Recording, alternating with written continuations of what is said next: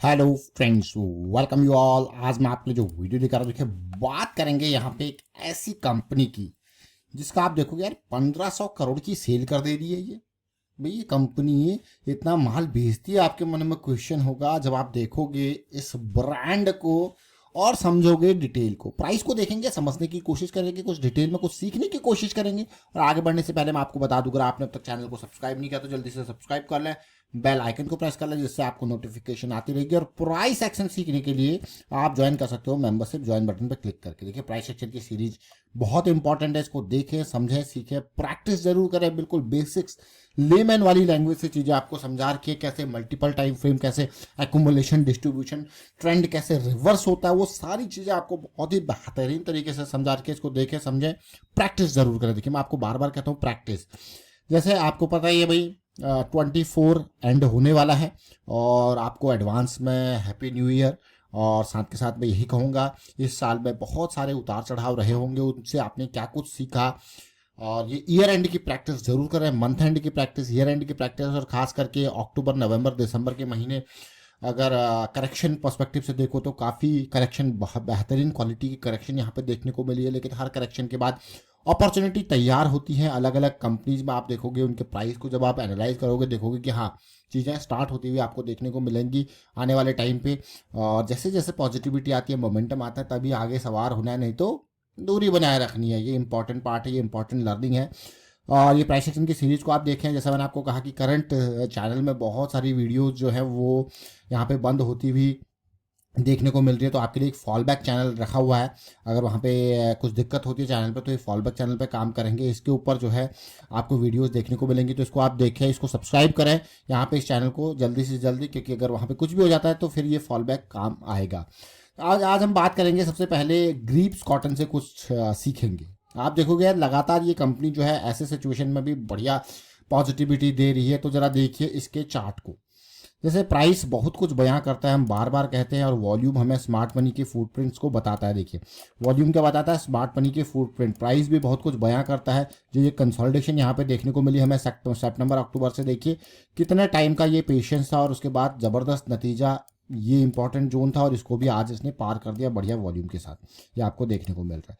लेकिन इस कंपनी को अगर हम देखें तो पहले कुछ टाइम से, यानी कि इन जोन्स से, ये लास्ट ईयर जनवरी फेब से जो है समझ रहे थे कि किस तरीके से रिएक्शन देगा। लेकिन इलेक्शन रिजल्ट वाले दिन इसने एक ज़बरदस्त तरीके से डाउन यहाँ पे दिया, फिर वापसी देखने को मिली उसी हफ्ते में, और उसके बाद क्या मोमेंटम आपको देखने को मिला अभी रिसेंटली, है कि नहीं। तो ये जैसे मैंने आपको कहा कि बहुत कुछ बयां करता है, बहुत कुछ सिखाता है। ऐसी चीज़ें आपको यहाँ पे ऐसी सिचुएशंस पे आपको पॉजिटिव डाइवर्जेंसेस देखने को मिलते हैं। देखिए इनको आप पॉजिटिव डाइवर्जेंसेस कहते हो। देखिए जब भी आपको देखिए कि भैया यार प्राइस तो ऊपर हायर लोज हैं, लेकिन यहाँ पे आरएसआई लोअर लोज बना रहा है टॉप पे, और कंसोलिडेशन के टाइम पे, तो एक पॉजिटिव डाइवर्जेंस, मतलब पॉजिटिविटी की उम्मीद।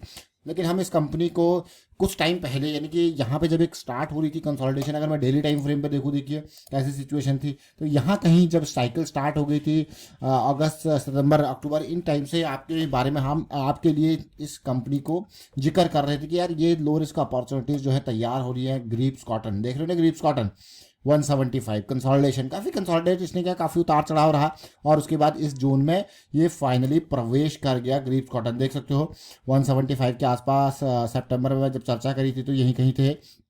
उसके बाद उतार चढ़ाव, थोड़ा सा नीचे यहाँ पे रहा, फिर ऊपर, फिर कंसोलिडेशन, फिर और ज़बरदस्त ऊपर आपको देखने को मिल रहा है। तो आज इस कंपनी ने, आप देखिए ये आजकल की इसी हफ्तों में कंपनी ने अपने इस इम्पॉर्टेंट माइलस्टोन को टच कर लिया। बहुत इंपॉर्टेंट माइलस्टोन मैं कहूँगा, यहाँ से लेके यहाँ तक। ऑल दो भाई जर्नी जब स्टार्ट हुई है तो और भी आपको ऊपर देखने को मिलेंगे, बट स्टिल एक बहुत इंपॉर्टेंट जर्नी मैं इसको कहूँगा। लेकिन अब देखेंगे, जरा वीकली चार्ट खोल लेते हैं और जिस कंपनी की हम चर्चा करने वाले हैं उसको देखते हैं। देखिए 1500 करोड़ का रेवेन्यू आपको दिख रहा है पिछले 12 महीने का। ये नंबर काफ़ी इंप्रेसिव है। कंपनी का नाम है कैंपस एक्टिववियर, और काम आपको पता ही होगा। अगर आपको काम नहीं पता तो ये जो शूज़ है ना, ये शूज़ बेचती है कंपनी, शूज़ बनाती है, शूज़ बेचती है। आपने जरूर इंडिया के अंदर बाटा, रिलैक्सो, इनका नाम सुना होगा। स्पोर्ट्स शूज़ की जब बात आती है, आपने बड़े बड़े ब्रांड नाइकी का सुना होगा आपने नाम, और आपने और देखिए एडिडास, नाइकी, स्केचर्स, ये सब सुने होंगे। लेकिन ये एक इंडिया का ब्रांड जो कि कैंपस, आप देखिए ये भी अच्छा खासा रेवेन्यू जनरेट कर रहा है 1500 करोड़ का। ऑल तो दैट इज, मतलब बहुत छोटा मैं कहूँगा in comparison to the big brands, but still आप यहाँ पे देख सकते हो क्लियरली कि किस तरीके से मार्केट कैपिटलाइजेशन बढ़ता हुआ 9,000 करोड़ के आसपास है, प्रॉफिटेबिलिटी रिवेन्यू उधार कंपनी के ऊपर नहीं है, और इंडिया के टॉप मैं कहूँगा शूज बेचने वाली कंपनी आपको देखने को मिल रही है। रिवेन्यू भी ग्रो कर रहा है, प्रॉफिटेबिलिटी भी ग्रो कर रही है, बहुत ही बढ़िया। लेकिन प्राइस कहाँ पे है? अब जरा प्राइस को देखते हैं, कैंपस के प्राइस को देखने की कोशिश करते हैं क्या कुछ है।